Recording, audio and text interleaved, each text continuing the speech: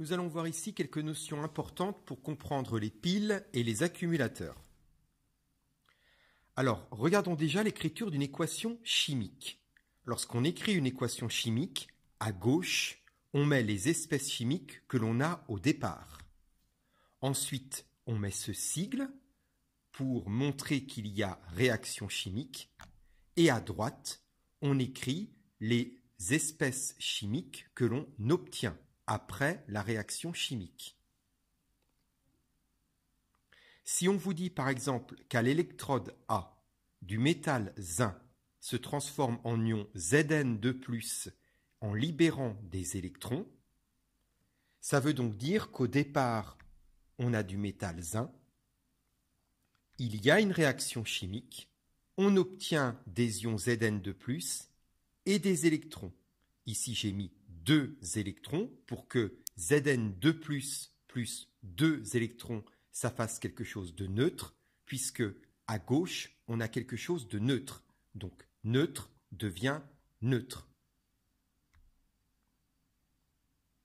Par contre, si quelqu'un écrit, suite à la phrase « à l'électrode A du métal zinc se transforme en ion Zn2+, en libérant des électrons » et que on a l'équation qu'il écrit ci-dessous, Zn2+, plus 2 électrons donne Zn solide, ce n'est pas ce qu'il faut écrire, car au départ, on n'a pas Zn2+, et des électrons. Au départ, on a du métal zinc. Donc à gauche du signe, il faut écrire le métal zinc.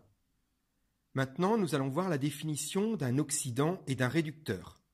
Une espèce chimique qui peut donner des électrons est un réducteur. Une espèce chimique qui peut gagner des électrons est un oxydant. Lorsqu'on écrit le couple oxydant-réducteur, l'oxydant se met à gauche. Le réducteur se met à droite du signe divisé. On a un couple redox.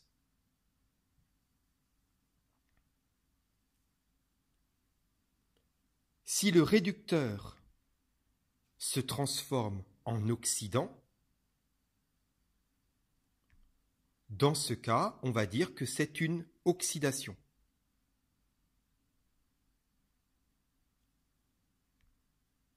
Si l'oxydant se transforme en réducteur, on a une réduction.